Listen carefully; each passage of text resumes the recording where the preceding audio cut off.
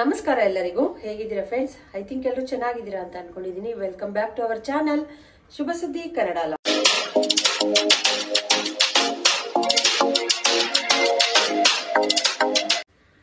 ಇವತ್ತೇನಕ್ಕೆ ಬೆಳಿಗ್ಗೆನೆ ಸ್ಯಾರಿ ಹಾಕೊಂಡು ರೆಡಿ ಆಗಿದ್ದೀನಿ ಅಂತ ಹೇಳ್ತೀನಿ. ಸೊ ಎಸ್, ಪೂಜೆ ಮಾಡೋಣ ಅಂತ. ಇವತ್ತು ಚುಂಚನಗಿರಿ ಕಾಲಭೈರವೇಶ್ವರ ನಮ್ಮ ಮನೆ ದೇವ್ರದ್ದು ತೇರು ಹರಿತಾ ಇದೆ. ಸೊ ಹಾಗಾಗಿ ಇವತ್ತು ಮನೆಯಲ್ಲಿ ಏನಾರ ಸ್ವೀಟ್ ಮಾಡಿ ಪೂಜೆ ಮಾಡೋಣ ಅಂತ ರೆಡಿ ಆಗಿದ್ದೀನಿ. ಸ್ನಾನ ಎಲ್ಲ ಆಯ್ತು, ಎಲ್ಲ ಆಲ್ಮೋಸ್ಟ್ ಕೆಲಸ ಎಲ್ಲ ಮುಗೀತು. ಸೊ ಮಕ್ಕಳನ್ನ ಸ್ಕೂಲಿಗೆ ಡ್ರಾಪ್ ಮಾಡಿ ಬಂದಿದ್ದಾಯ್ತು. ಇವಾಗ ಒಂದು ಸ್ವೀಟ್ ಮಾಡಿ ಮನೇಲಿ ನಾವೇನು ಮಾಡಿರ್ತೀವಿ ಅದನ್ನ ಇಟ್ಬಿಟ್ಟು ಪೂಜೆ ಮಾಡೋದು. ಸೊ ಹಾಗಾಗಿ ಇವತ್ತು ಒಂದು ಡಿಫ್ರೆಂಟ್ ಆಗಿ ಒಂದು ಪಾಯಸ ಮಾಡೋಣ ಅಂತ ಇದ್ದೀನಿ. ಸೊ ಏನ್ ಪಾಯಸ ಏನು ಅಂತ ಒಂದೊಂದೇ ತೋರಿಸ್ತಾ ಹೋಗ್ತೀನಿ, ರೆಸಿಪಿ ಕೂಡ ಶೇರ್ ಮಾಡ್ತಾ ಇದ್ದೀನಿ. ಪೂಜೆ ಮಾಡೋಣ. ಅದಕ್ಕಿಂತ ಮುಂಚೆ ಇವಾಗ ಒಂದ್ ಸ್ವಲ್ಪ ಇದನ್ನೆಲ್ಲ ದೇವ್ರ ಮನೆದೆಲ್ಲ ರೆಡಿ ಮಾಡ್ಕೊಳ್ಬಿಡ್ತೀನಿ. ಹೂವು ಎಲ್ಲ ಹಾಕಿ ಎಲ್ಲ ರೆಡಿ ಮಾಡ್ಕೊಳ್ಬೇಕು. ಪೂಜೆಗೆ ಪಾಯಸ ಮಾಡ್ಕೊಳ್ತಾ ಇದ್ದೀನಿ. ಸೊ ಒಂದೇ ತರ ಪಾಯಸ ಮಾಡ್ಕೊಂಡು ತಿಂದು ಬೇಜಾರಾಗಿದ್ರೆ ಇದನ್ನ ಟ್ರೈ ಮಾಡ್ಬೋದು. ಮತ್ತೆ ಇದು ತಂಪಿರೋದ್ರಿಂದ ದೇಹಕ್ಕೆ ತುಂಬಾನೇ ಒಳ್ಳೇದು. ಇಲ್ಲಿ ಸಬ್ಬಕ್ಕಿನ ನಾನು 1 ಲೋಟ ತಗೊಂಡು ಅದನ್ನ ಒಂದು 10 ನಿಮಿಷ ನೆನೆಸ್ಕೊಂಡಿದ್ದೀನಿ. ತುಂಬಾ ಚೆನ್ನಾಗಿ ನೆನ್ಕೊಂಡಿದೆ. ಒಂದು ಕ್ಯಾರೆಟ್ನ ತುರಿದಿಟ್ಕೊಂಡಿದ್ದೀನಿ. ಇವಾಗ ಒಂದು ಪಾತ್ರೆನಲ್ಲಿ ನೀರು ಇಟ್ಕೊಂಡು ಕ್ಯಾರೆಟ್ನ ಮೊದಲು ಡೈರೆಕ್ಟ್ ಆಗಿ ಬೇಯಿಸೋದಕ್ಕೆ ಹಾಕೊಳ್ತಾ ಇದ್ದೀನಿ. ಸ್ವಲ್ಪ ಕ್ಯಾರೆಟು ಒಂದು ಕುದಿ ಬೆಂದ್ರೆ ಸಾಕು, ಅವಾಗ ಅದು ಸರಿ ಹೋಗುತ್ತೆ. ಇಲ್ಲ ನಾನು ತುಪ್ಪದಲ್ಲಿ ಹುರ್ಕೊಂಡು ಹಾಕೊಳ್ಬೋದು. ನಾನಿಲ್ಲಿ ಡೈರೆಕ್ಟ್ ಆಗಿ ನೀರಿಗೆ ಹಾಕೊಳ್ತಾ ಇದ್ದೀನಿ. ಇದು ಬೇಯ್ತಾ ಇರಲಿ. ಬೆಂದ ಆದ್ಮೇಲೆ ಅದು ಒಂದು ಸ್ವಲ್ಪ ಹಿಂಗೆ ಮುಟ್ ನೋಡಿದ್ರೆ ಗೊತ್ತಾಗತ್ತಲ್ವಾ, ಒಂದು ಕುದಿ ಬೆಂದ್ರೆ ಆಮೇಲೆ ಅದನ್ನ ಸಕ್ಕರೆ ಹಾಕೊಳ್ಳೋಣ. ಸೊ ಯಾವ ತರ ಸ್ವೀಟ್ ಬೇಕಾದ್ರೂ ಮಾಡ್ಕೊಳ್ಬೋದು. ನಮ್ಮನೇಲಿ ನಾನಿವತ್ತು ಪಾಯಸ ಮಾಡಿ ದೇವರಿಗೆ ಎಡೆ ಇಡ್ತಾ ಇದ್ದೀನಿ. ಇವಾಗ ಕ್ಯಾರೆಟ್ ಎಲ್ಲ ಬೆಂದಿದ್ದಾಯ್ತು. ಸೊ ಬೆಂದಾದ್ಮೇಲೆ ನಾನು ಇವಾಗ ಸ್ವೀಟ್ ಎಷ್ಟು ಬೇಕೋ ಅಷ್ಟು ನೋಡಿ ಸಕ್ಕರೆನ ಹಾಕೊಳ್ತಾ ಇದ್ದೀನಿ. ಇದಕ್ಕೆ ತುಂಬಾ ಈಸಿ ಮತ್ತೆ 10 ನಿಮಿಷದಲ್ಲಿ ಇದು ಪಾಯಸನ ಮಾಡಿ ಇಡ್ಬೋದು. ತುಂಬಾನೇ ಚೆನ್ನಾಗಿರುತ್ತೆ. ಇದು ತಂಪಿರೋದ್ರಿಂದ ತುಂಬಾ ಒಳ್ಳೇದು. ಇದನ್ನ ಮಾಡ್ಕೊಂಡು ಕುಡಿದ್ರೆ ಬಾಡಿನೂ ಈ ಬಿಸಿಲಿಗೆ ಸಿಕ್ಕಾಪಟ್ಟೆ ಬಿಸಿಲು, ಹೊರಗಡೆ ಅಂತೂ ಹೋಗೋಕ್ಕಾಗಲ್ಲ. ಆಮೇಲೆ ಎಷ್ಟು ನೀರು ಕುಡಿದ್ರೂ ಕುಡಿಬೇಕು ಅಂತ ಅನ್ನಿಸ್ತಾನೆ ಇರುತ್ತೆ. ಸೊ ಹಾಗಾಗಿ ಈ ಥರದ್ದೆಲ್ಲ ಮಾಡ್ಕೊಂಡು ಕುಡಿದಾಗ ಬಾಡಿ ಒಂಥರ ತಂಪಾಗಿ ಬ್ಯಾಲೆನ್ಸ್ ಆಗಿರುತ್ತೆ. ಸೊ ಇಲ್ಲಿ ನಾನು ಕ್ಯಾರೆಟ್ ಕುದೀತಾ ಇತ್ತಲ್ವ, ಅದಕ್ಕೇನೆ ಸಬ್ಬಕ್ಕಿನ ಅವಾಗಲೇ ನೆನೆಸಿಟ್ಟಿರೋ ಅಂಥ ಸಬ್ಬಕ್ಕಿನ ಕೂಡ ಹಾಕೊಂಡೆ.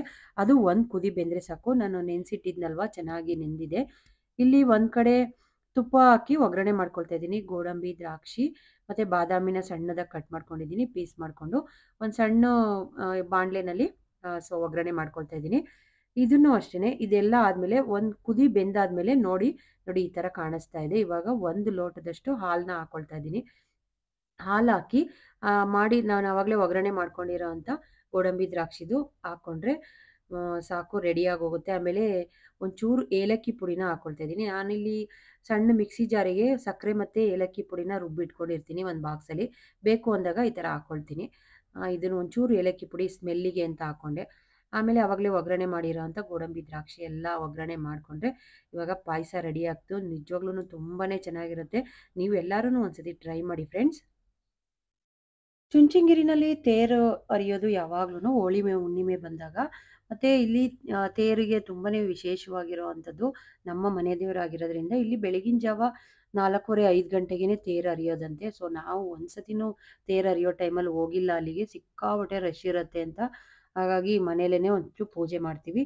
ಮನೇಲಿ ಏನು ಅಡುಗೆ ಎಲ್ಲ ಮಾಡಿರ್ತೀವಿ ಅದನ್ನ ಇಟ್ಟು ಒಂದು ಸ್ವೀಟ್ ಏನಾದರೂ ಮಾಡಿ ಅನ್ನ ಸಾರು ಎಲ್ಲ ಮಾಡಿಕೊಂಡು ಪೂಜೆ ಮಾಡ್ತೀವಿ. ಇದು ನಮ್ಮನೇಲಿ ರೂಢಿ ಮಾಡ್ಕೊಂಬಂದಿರೋದು. ನಮ್ಮ ಅತ್ತೆನೂ ಮಾಡ್ತಾರೆ. ಕೆಲವರೆಲ್ಲ ತೇರು ಹರಿಯೋಕೆ ಮುಂಚೆ ಹಿಂದಿನ ದಿನನೇ ಮಾಡ್ತಾರೆ. ನಾವು ತೇರು ಹರಿಯೋ ದಿನ ಮಾಡ್ತೀವಿ. ಸೊ ಎಷ್ಟೊಂದು ಜನ ಕೆಲವರೊಬ್ಬರು ಹಿಂದಿನ ದಿನನೇ ಮಾಡ್ಕೊಂಬಿಡ್ತಾರೆ. ನಮ್ಮನೇಲಿ ಮಾತ್ರ ನಮ್ಮ ಅತ್ತೆ ನೆನ್ನೆ ಹೇಳಿದ್ರು. ಆ್ಯಕ್ಚುಲಿ ನಾನು ನಿನ್ನೆ ಮಾಡೋದಾ, ಸಂಡೇ ಅಲ್ವಾ ಅಂದ್ಕೊಂಡಿದ್ದೆ. ಆದರೆ ನಮ್ಮ ಅತ್ತೆ ಇಲ್ಲ ನಾವು ಸೋಮವಾರನೇ ಮಾಡಬೇಕು. ಯಾಕೆಂದರೆ ಹುಣ್ಣಿಮೆ ಯಾವತ್ತು ಬಂದಿರುತ್ತೆ, ತೇರು ಯಾವತ್ತು ಹರಿಯುತ್ತೆ ಅರ್ಧಾದ್ಮೇಲೆ ಮಾಡಬೇಕು. ಸೊ ಹಾಗಾಗಿ ಇವತ್ತೇ ಮಾಡು ಸೋಮವಾರ ಅಂತ ಹೇಳಿದ್ರು. ನಾನೆಲ್ಲ ರೆಡಿ ಮಾಡಿಕೊಂಡೆ.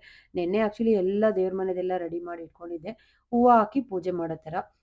ಮತ್ತು ನನಗೆ ಬೆಳಿಗ್ಗೆನೇ ಮಕ್ಳಿಗೆ ಎಕ್ಸಾಮು ನಡೀತಾ ಇರೋದ್ರಿಂದ ಬೆಳಿಗ್ಗೆನೇ ಎಲ್ಲ ಮಾಡ್ಕೊಳ್ಳೋದು ಕಷ್ಟ ಆಗುತ್ತೆ ಅಂತ ಹಿಂದಿನ ದಿನನೇ ಎಲ್ಲ ರೆಡಿ ಮಾಡಿ ಇಟ್ಕೊಂಡಿದ್ದೆ. ಇವಾಗ ಬೆಳಿಗ್ಗೆನೇ ಮಕ್ಕಳನ್ನೆಲ್ಲ ಡ್ರಾಪ್ ಮಾಡಿ ಬಂದು ಅಡುಗೆ ಮಾಡಿ ಸೊ ಸಾಂಬಾರು, ಅನ್ನ, ಸಾರು, ಪಾಯಸ ಮಾಡಿ ಎಡೆ ಇಟ್ಬಿಟ್ಟು ದೇವ್ರ ಮುಂದೆ ನೈವೇದ್ಯಕ್ಕೆ ಅದನ್ನೆಲ್ಲ ಪೂಜೆ ಮಾಡೋದು. ಸೊ ಪೂಜೆ ಮಾಡಿ ನಾವೆಲ್ಲ ಮನೆಯವರೆಲ್ಲ ತಿನ್ನೋದು. ಸೊ ಈ ಥರ ಒಂದು ಇದನ್ನ ಪದ್ಧತಿನ ನಡೆಸ್ಕೊಂಡು ಬಂದಿದ್ದೀವಿ. ನಮ್ಮ ಮನೇಲಿ ಈ ಥರ ಮಾಡ್ತೀವಿ. ತುಂಬ ಜನ ಮಾಡ್ತಾರೆ. ಒಕ್ಕಲಿಗ ಸಮುದಾಯಕ್ಕೆ ಕಾಲಭೈರವೇಶ್ವರ ಸ್ವಾಮಿಯ ಆಶೀರ್ವಾದ ಸಿಗಲಿ ಅಂತ ಎಲ್ಲರೂ ಅವ್ರವ್ರ ಮನೆ ದೇವ್ರದ್ದು ಮಾಡ್ಕೊಳ್ತಾರೆ. ಸೊ ನಮ್ಮ ಮನೆ ದೇವರು ಕಾಲಭೈರವೇಶ್ವರ ಆಗಿರೋದ್ರಿಂದ ನಾವು ಈ ಥರ ಮಾಡ್ತೀವಿ.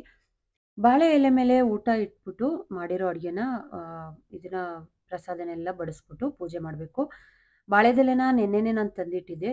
ಸೊ ಯಾವಾಗಲೂ ಅಷ್ಟೇ ಬಾಳೆದೆಲೆನ ಫ್ರಿಜ್ಜಲ್ಲಿ ತಂದಿಟ್ಕೊಂಡ್ರೆ ನೋಡಿ, ಹೊರ್ಗಡೆ ಇಡೋದಕ್ಕಿಂತ ಈ ಥರ ನ್ಯೂಸ್ ಪೇಪರ್ನ ಸುತ್ತಿ ಫುಲ್ಲು ಫೋಲ್ಡ್ ಮಾಡಿ ಇಡೋದ್ರಿಂದ ತುಂಬ ಫ್ರೆಶ್ ಆಗಿ ಚೆನ್ನಾಗಿರುತ್ತೆ. ನಾವು ಒಂದು ವಾರದ ತನಕನೂ ಬಾಳೆದೆಲೆನ ಇಟ್ಕೋಬೋದು.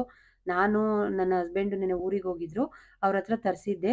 ಎಷ್ಟು ಚೆನ್ನಾಗಿದೆ ಅಂದರೆ, ನಾನು ಆ ಪೇಪರಲ್ಲಿ ಸುತ್ತಿಟ್ಟಿದ್ನಲ್ಲ ತುಂಬಾನೇ ಚೆನ್ನಾಗಿದೆ. ಆ ಗ್ರೀನಿಶ್ ಆಗಿ ನೋಡೋದಕ್ಕೆ ಒಂದು ಖುಷಿ ಆಗ್ತಾ ಇತ್ತು. ನಾನು ಎಲ್ಲಿ ಬತ್ತೋಗ್ಬಿಡುತ್ತೋ, ನಾಳೆ ತನಕ ಇದು ಬರುತ್ತಾ, ಅದು ಇಷ್ಟು ಹೆವಿ ಬಿಸಿಲಿರುವಾಗ ಏನು ಮಾಡೋದಪ್ಪ ಅಂತ ಅನ್ಕೊಳ್ತಾ ಇದ್ದೆ. ಬಟ್ ನೋಡಿದ್ರೆ ತುಂಬ ಫ್ರೆಶ್ ಆಗಿತ್ತು. ತುಂಬಾನೇ ಚೆನ್ನಾಗಿ ನನಗೂ ಇಷ್ಟ, ಒಂಥರ ಖುಷಿ ಆಯಿತು. ಇವಾಗ ಇದನ್ನು ಸ್ವಲ್ಪ ಕಟ್ ಮಾಡಿಕೊಂಡು ಮುಂದಿನ ತುದಿ ಇದೆಯಲ್ವಾ, ಅದು ಬೇಕು ನನಗೆ. ಆ ತುದಿಗೆ ತೊಳೆದು ದೇವ್ರ ಮುಂದೆ ಇಟ್ಟು ಇದಕ್ಕೆ ಊಟ ಬಡಿಸಿ ಪೂಜೆ ಮಾಡೋಕ್ಕೆ. ಸಾಂಬಾರನ್ನ ನಾನಿಲ್ಲಿ ಅಲಸಂದೆ ಕಾಳ್ದು ಸಾಂಬಾರು ಮಾಡಿದ್ದೀನಿ. ಅವರೆಕಾಳ್ದು ಮಾಡ್ಬೋದು, ತರಕಾರಿ ಹಾಕಿ ಏನು ಮಾಡಿರ್ತೀವಿ ಅಡುಗೆನ ಅದನ್ನು ದೇವ್ರ ಮುಂದೆ ಇಟ್ಬಿಟ್ಟು ಪೂಜೆ ಮಾಡೋದು. ಇಲ್ಲಿ ಸಪ್ರೇಟಾಗಿ ಅನ್ನ ಕೂಡ ಮಾಡ್ಕೊಂಡಿದ್ದೀನಿ, ಆ ದೇವರಿಗೆ ನೈವೇದ್ಯಕ್ಕೆ ಅಂತ. ಪಾಯಸ ನೋಡಿ ಎಷ್ಟು ಚೆನ್ನಾಗಾಗಿದೆ ಅಂತ. ಟೇಸ್ಟ್ ಇನ್ನೂ ಮಾಡಿಲ್ಲ, ಪೂಜೆ ಎಲ್ಲ ಮುಗಿದ್ಮೇಲೆ ಟೇಸ್ಟ್ ಮಾಡಿ ಹೇಳ್ತೀನಿ ಹೇಗಿದೆ ಅಂತ. ತುಂಬ ಚೆನ್ನಾಗಿ, ನೋಡೋದಕ್ಕಂತೂ ಫುಲ್ ಕಲರ್ಫುಲ್ಲಾಗಿ ಕಾಣಿಸ್ತಾ ಇದೆ. ಕ್ಯಾರೆಟು ಮತ್ತು ಇದು ಸಬ್ಬಕ್ಕಿ ಒಂಥರ ಟ್ರಾನ್ಸ್ಪರೆಂಟಾಗಿ ಚೆನ್ನಾಗಿರುತ್ತೆ. ನಮ್ಮನೇಲಿ ಅರ್ಶಿನ್ಗೆ ತುಂಬ ಇಷ್ಟ ಆಗುತ್ತೆ ಈ ಸಬ್ಬಕ್ಕಿ ಪಾಯಸ. ಯಾವಾಗಲೂ ಹೇಳ್ತಾ ಇರ್ತಾನೆ, ಅಮ್ಮ ಆ ಥರ ಟ್ರಾನ್ಸ್ಪರೆಂಟ್ ಮಾಡ್ತೀರಲ್ಲ ಒಂದು ದಿವಸ ಮಾಡ್ರಮ್ಮ ಅದನ್ನು ಅಂತ. ಆಮೇಲೆ ಹೆಲ್ತಿಗೂ ತುಂಬ ಒಳ್ಳೆಯದ್ರಿಂದ ಇವತ್ತು ಮಾಡಿದೆ, ಹೇಗೂ ನೈವೇದ್ಯಕ್ಕೆ ಇಡಬೇಕಲ್ಲ ಅಂತ. ದೇವ್ರ ಮುಂದೆ ಬಾಳೆದೆಲೆ ಹಾಕ್ಬಿಟ್ಟು ಆ ಕಡೆ ತೆಂಗಿನಕಾಯಿ ಮತ್ತು ಬಾಳೆಹಣ್ಣು ಇಟ್ಟು ಎಲ್ಲ ರೆಡಿ ಮಾಡಿಕೊಂಡು ಪೂಜೆಗೆ ನೈವೇದ್ಯಕ್ಕೆಲ್ಲ ಇಟ್ಟಿದ್ದೀನಿ. ಇವಾಗ ಪೂಜೆ ಮಾಡಬೇಕು. ಸೊ ಎಲ್ಲ ದೀಪ ಎಲ್ಲ ಹಚ್ಚಿದ್ದಾಯಿತು. ಸೊ ಹಚ್ಚಿ ಇವಾಗ ಪೂಜೆ ಮಾಡೋದು. ಪೂಜೆ ಮಾಡಿ ನಾವು ಮಾಡಿರೋ ಅಂಥ ಅಡುಗೆನ ನಾವು ಮನೆಯವರೆಲ್ಲರೂ ತಿನ್ನೋದು. ಆ್ಯಕ್ಚುಲಿ ಮುದ್ದೆ ಎಲ್ಲ ಮಾಡ್ತಾರೆ. ಸೊ ನಾನು ಮುದ್ದೆ ಮಾಡಿಲ್ಲ ಇವತ್ತು, ಅನ್ನ ಸಾಂಬಾರೇ ಮಾಡಿಟ್ಟೆ. ಇಷ್ಟು ಬೇಗ ಮುದ್ದೆ ಮಾಡಿದ್ರೂ ಯಾರು ತಿಂತಾರೆ? ಹಸ್ಬೆಂಡ್ ಆಫೀಸು, ಮಕ್ಕಳು ಸ್ಕೂಲು.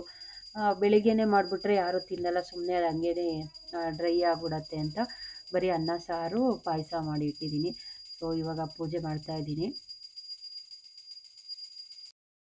ಇವಾಗ ಹೊರಗಡೆ ಎಲ್ಲ ಪೂಜೆ ಮಾಡಿ, ಸೊ ಬೆಳಿಗ್ಗೆಯಿಂದ ಏನೂ ಉಪವಾಸ ಇದ್ದೆ, ಏನೂ ತಿಂದಿರಲಿಲ್ಲ. ಹಾಗಾಗಿ ಪೂಜೆ ಎಲ್ಲ ಆದಮೇಲೆ ಫಸ್ಟಿಗೆ ಪಾಯಸ ತಿನ್ನೋಣ, ನೋಡೋಣ ಹೇಗಿದೆ ಅಂತ ಪಾಯಸನ ಹಾಕ್ಕೊಂಡೆ. ಅಷ್ಟರೊಳಗೆ ನನ್ನ ಫ್ರೆಂಡ್ ಇಬ್ಬರೂ ಫೋನ್ ಮಾಡ್ತಾಯಿದ್ರು. ಅವರಿಬ್ಬರು ಕಾನ್ಫರೆನ್ಸ್ ಹಾಕ್ಕೊಂಡು ಮಾತಾಡ್ತಾಯಿದ್ರು.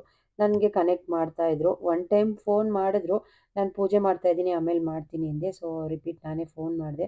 ಅವರು ಎಲ್ಲರೂ ಕಾನ್ಫರೆನ್ಸಲ್ಲಿ ಮಾತಾಡ್ತಾಯಿದ್ರು. ಏನು ಇಷ್ಟೊತ್ತಾದರೂ ಫೋನ್ ತೆಗಿಲಿಲ್ಲ, ಅಷ್ಟೊಂದು ಬ್ಯುಸಿನಾ ಹಾಗೆ ಹೀಗೆ ಅಂತ.